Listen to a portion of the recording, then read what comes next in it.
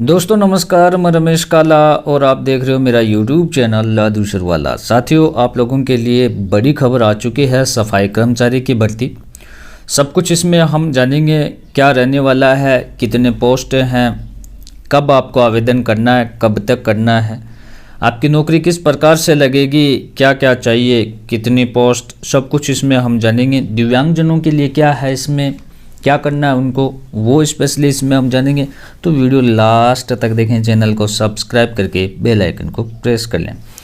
सफाई कर्मचारी पद की सीधी भर्ती हेतु विज्ञापन संख्या 1/2024 नोटिफिकेशन आया था। ये 1 मार्च 2024 को लेट नाइट ये नोटिफिकेशन आया था। राजस्थान नगर पालिका सफाई कर्मचारी सेवा नियम 2012 के अंतर्गत ये वैकेंसी आई थी। लंबी चौड़ी पीडीएफ मेरे पास है, पर आपको मैं मोटी मोटी चीज़ें आपको बताऊंगा क्या करना आपको।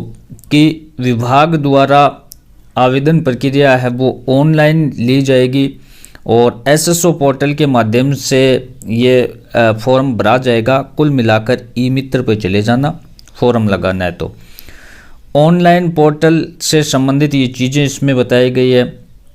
व्यक्ति का OTR वन टाइम रजिस्ट्रेशन जो आपने पिछली बार भी आपने लगाया होगा, तो इसके लिए उसका कोई शुल्क नहीं रहेगा। बस ई मित्र चार्ज वो जितना लेना चाहिए वो इतना रहेगा, ठीक है। बाकी चालान वगैरह नहीं रहेगा। ये OTR का क्योंकि वन टाइम रजिस्ट्रेशन पर एक बार फीस लग चुकी थी। ये मोटी मोटी चीज़ें हैं। आपको दस्तावेज अपलोड करने हैं जन आधार के माध्यम से, ठीक है। और ये आपको ईमेल आईडी वगैरह ये चीज़ें इसमें देनी है। तो ये तो बड़ी चीज़ नहीं है, ये तो ई मित्र पर जाते आपको पता लग जाएगा। मेन चीज़ इसमें आपको मैं बताने जा रहा हूँ कि बड़ी वैकेंसी साथियों, बड़ी वैकेंसी 24,797 की ये वैकेंसी है। इसमें दिव्यांगजनों की क्या स्थिति रहने जा रही है वो भी इसमें हम जानेंगे। तो आप वीडियो के साथ बने रहें साथियों। मोटी मोटी चीज़ें मैं आपको बता देता हूँ। आवेदन शुल्क की ये बात कर रहा है कि 19/4/2023 के द्वारा एक बार ये पंजीयन कराने के बाद राज्य के ये वो जो चीज़ें मैंने बताई OTR वाली वन टाइम रजिस्ट्रेशन वाली कि आपकी फ़ीस है वन टाइम रजिस्ट्रेशन में लग चुकी थी। ये दिव्यांगजन के लिए ये फ़ीस इसमें दी गई अलग अलग। मुख्य बात है कि ऑनलाइन आवेदन पत्र में आवेदन द्वारा की गई त्रुटियों में दिनांक 27/3/24 से दिनांक 2/4/24 11 बजे तक संशोधन किया जाने की सुविधा प्रदान की गई है। संशोधन अभ्यर्थी के शुल्क के ₹100 राशि ली जाएगी। तो इसमें ये आप देख सकते हैं, ये संशोधन की बात है। तो पहले कि आवेदन कब से कब तक होंगे, तो वो होंगे 4 मार्च से और आपके 24 मार्च तक। 4 मार्च से 24 मार्च तक आवेदन होंगे। इस बीच में आपको आवेदन कर देना है। काफ़ी बड़ी वैकेंसी है। पदों का विवरण आप देखें। दिव्यांगजनों के लिए भी मैं इसमें बताऊंगा कि क्या स्थिति रहने जा रही है। तो नगरीय निकाय रिक्त पद इसमें दिए गए हैं। जयपुर ग्रेटर में 3670 पद हैं साथियों। जयपुर हेरिटेज में 707, चौमू में 171, सांबर में 59, चाकसू में 64, कोटपुतली में 143, फुलेरा में 63, जोबनेर में 57, किशनगढ़ रेनवाल में 68, शाहपुरा में 107, विराटनगर में 57। उसके बाद मैं बात करूं साथियों, बगरू में 112, सीकर में 577 पोस्ट है, फतेहपुर में 237, लक्ष्मणगढ़ 90, रामगढ़ 42, श्री माधोपुर में 46 पोस्ट है, नीम का थाना में 66 पोस्ट है, खंडेला में 56, रिंगस में 91, लोसल में 84, झुंझुनू में आप देख सकते हो बड़ी पोस्ट है 284, नवलगढ़ में 175, चिड़ावा में 125, बिसाऊ में 72, बागगढ़ में 35, खेतड़ी में 24, मंडावा में 70, मुकुंदगढ़ में 41, सूरजगढ़ में 60, पिलानी में 46, उदयपुरवाटी में 86 और विद्या विहार में आपका रहेगा 46 पोस्ट। दौसा में 198, लालसोट में 87 और बांदीकुई में 87 ही दे रखे इसमें। उसके बाद अलवर में 719 पोस्ट हैं साथियों। खेरली में 13, राजगढ़ अलवर में 37, खेरथल में 104, तिजारा में 75 हैं, बैरोड में 70 हैं, भिवाड़ी में 347, भरतपुर 410, बयाना 104, डिग 76, कामा 82, नदबई 53, वेर 39, कुमेर 61 और भुसावर 55, नगर में 63 और धौलपुर में 333 पोस्टें रहने वाली है। बाड़ी में आप देख सकते हो कितनी पोस्ट रहेगी, 194। राजाखेड़ा में पोस्ट रहेगी साथियों 89। सवाई माधोपुर में 258, गंगापुर सिटी में 315, करौली में 229, हिंडौन सिटी में 328, टोडा भीम में 51, अजमेर में 650, ब्यावर में 177, किशनगढ़ में 81, केकड़ी में 74, पुष्कर में 68, सरवाड़ में 47, विजयनगर में 70, टोंक में 248, निवाई में 33, मालपुरा में 96 और देवली में 17, टोडा रायसिंह में 49, उनियारा में 15, भीलवाड़ा में 246, शाहपुरा में 45, गंगापुर में 41। इस प्रकार से ये पोस्टों का विवरण रहने वाला है। दिव्यांगजनों के बारे में भी हम जिक्र करेंगे कि किस प्रकार से आपका क्या रहने वाला है। गुलाबपुरा में 51, मांडलगढ़ में 24, नागौर में 160, लाडनू 50, मेरता सिटी 68, मकराना 231, कुंचामणि 71, डीडवाना 100, परबतसर 25, नावा 48, कुचेरा 65, मुंडवा 34, उदयपुर 407, फतेहनगर आपका 12 पोस्ट रहने वाली है। भिंडर में 14, कानौड़ में 21, सलूम्बर में 12, राजसमंद में 50, नाथद्वारा में 38, आमेठ में 24, देवगढ़ में 18, बांसवाड़ा में 89, कुशलगढ़ में 20, डूंगरपुर में 58 और शागवाड़ा में 13, चित्तौड़गढ़ में 156, निम्बाहेड़ा में 104, बड़ी शादड़ी 24, कपासन 24, बेंगू 22। उसके बाद हैं रावतवाटा 63, प्रतापगढ़ में 58 है, छोटी शादड़ी में 22 है, जोधपुर उत्तर में 345, दक्षिण में 417 पोस्ट हैं, फलोदी में 70, पिपाड़ शहर में आपका रहेगा 74 और बिलाड़ा में 63, जैसलमेर में 138, पोखरण में 87, सिरोही में आपके 55 पोस्ट और आबू पर्वत में 34 पोस्ट। तो इस प्रकार से ये पोस्टों का विवरण था साथियों।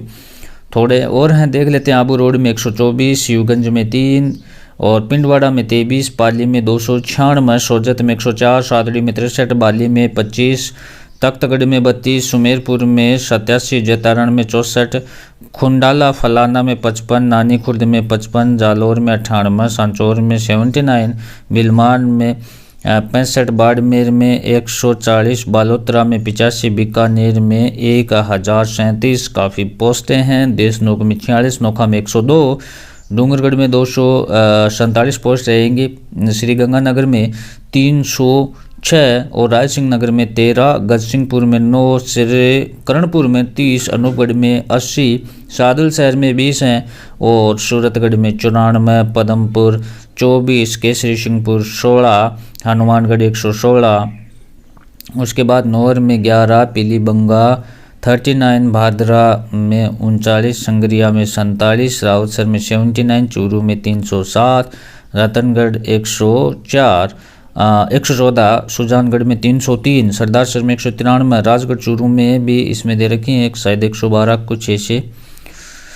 उसके बाद ये लास्ट बिदासर में 67, राजदेलसर में 33, तारानगर में 50, रतन नगर में 33, कोटा उत्तर में 448, कोटा दक्षिण में 836, कैथून में 40, सांगोद में आपके 27, रामगंज मंडी 58, बारा में 158 दे रखे, छबड़ा में 41, मांगरोल में 36, शंता में 53, झालावाड़ में 80, भवानी मंडी में 36, झालरापाटन में 10 और पिडावा में 28, अकलेरा में 33 और बूंदी में 185, लाखेरी में 40, के पाटन में 19, नैनुआ में 15, कापरेन में 28, इंद्रगढ़ में 5, कुल आपके रहेंगे 24,797 पोस्ट रहेगी। और ये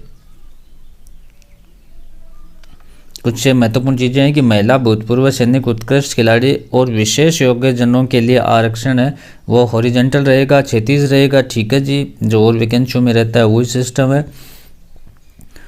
और दिव्यांगजनों के लिए अलग से इसमें ये भूतपूर्व सैनिकों के लिए और ये उत्कृष्ट खिलाड़ियों के लिए और उत्कृष्ट खिलाड़ियों के लिए, दिव्यांगजनों के लिए, निःशक्त जन के लिए क्या दे रखा वो आप देखें कि राजस्थान दिव्यांगजन अधिकार अधिनियम 218 के अंतर्गत निम्नलिखित श्रेणी के विशेष योग्यजनों को आरक्षण लाभ दे है।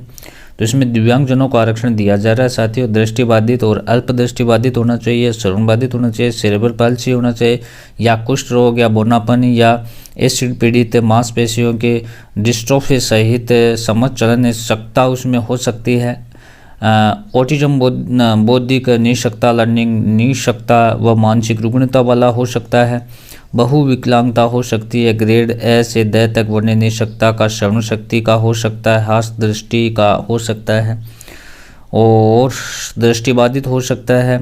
और मतलब कि जो दिव्यांगजन है जिनको आरक्षण मिलता है वो सभी हैं इसमें। तो विशेष योग्यजनों के लिए दर्शाए गए आरक्षित पदों का आरक्षण भी क्षैतिज हॉरिजॉन्टल रूप में होता है, जिस वर्ग में सामान्य वर्ग, आर्थिक रूप से कमजोर वर्ग, अनुसूचित जाति, अनुसूचित जनजाति, पिछड़ा वर्ग, अति पिछड़ा वर्ग का होगा, उसी वर्ग के अंतर्गत समायोजित किया जाएगा। तो हॉरिजॉन्टल जो और वैकेंसियों में आरक्षण है वही है, इसमें कोई विशेष नहीं है। और उपरोक्त दर्शाए गए विशेष योग्यजन के आरक्षित पदों के लिए पात्र एवं उपयुक्त अभ्यर्थी उपलब्ध नहीं होने पर स्थिति में राजस्थान दिव्यांगजन अधिकार अधिनियम 2018 के अनुसार ऐसी रिक्ति को अग्रिम किया जाएगा। अगर दिव्यांगजन नहीं मिलते हैं तो ये डीपीसी की भर्ती हो जाएगी, अगली भर्ती में इनको काउंट कर दिया जाएगा। जहां किसी भी भर्ती वर्ष में कोई रिक्तियां उपयुक्त बेंचमार्क निःशक्त जन की अनुपलब्धता के अनुसार या किसी अन्य कारण से भरी नहीं जा सकी हों, ऐसी रिक्ति आगामी वर्ष में अग्रेषित की जाएगी।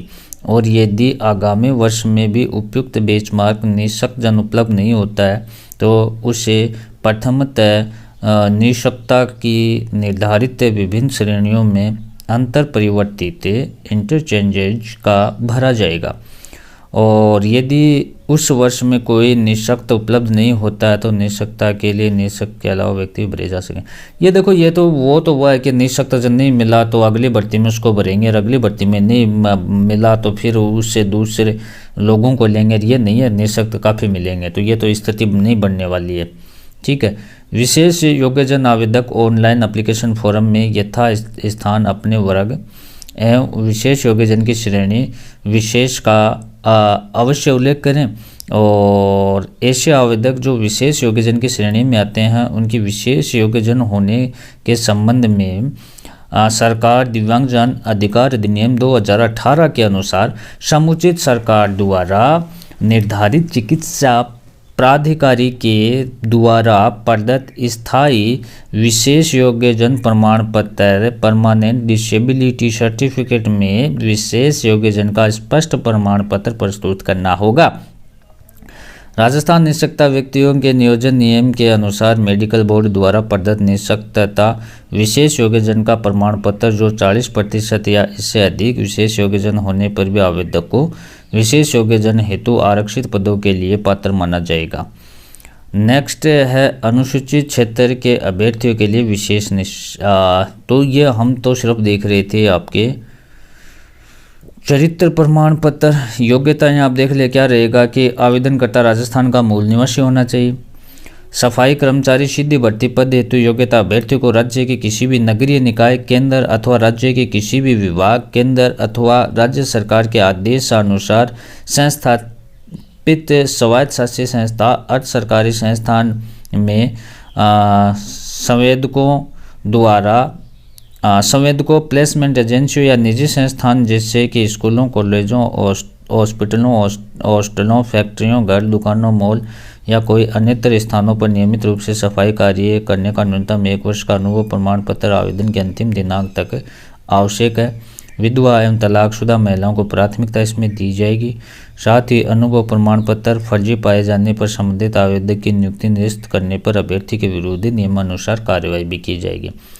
पहली चीज़ है राजस्थान का मूल निवासी होना चाहिए। दूसरा, उसके पास 1 साल का अनुभव प्रमाण पत्र होना चाहिए। तीसरा, चरित्र प्रमाण पत्र कि अभ्यर्थी को राजपत्रित अधिकारी या नगरपालिका के अध्यक्ष या विधानसभा परिषद के सदस्य या संसद सदस्य जो उसका संबंधित नहीं हो से 2 चरित्र प्रमाण पत्र प्रस्तुत करना है जो कि 6 माह की अवधि में जारी किया गया हो। ठीक है।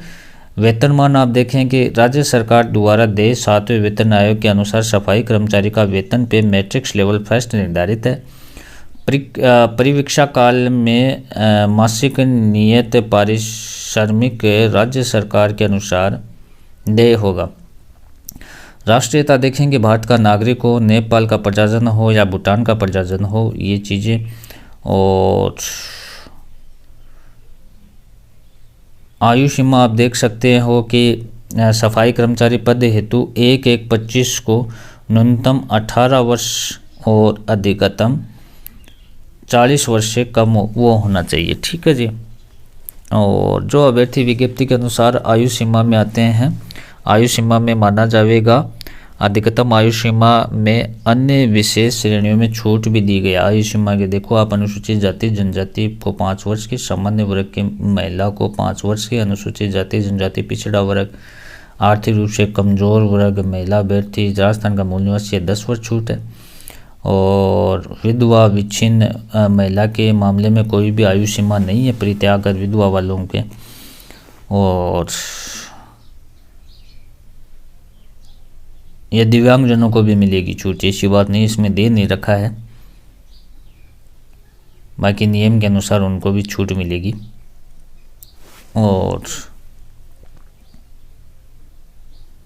और इसमें कोई चयन प्रक्रिया हम देख लेते हैं किस प्रकार से होगा कि नगरीय निकायवार विज्ञापित पदों हेतु प्राप्त आवेदनों में से प्राप्त आवेदनों का चयन विज्ञापित पदों के वर्गवार 3 गुना अभ्यर्थियों को लॉटरी प्रक्रिया अपनाकर प्रायोगिक परीक्षा मूल्यांकन हेतु चयन किया जाएगा।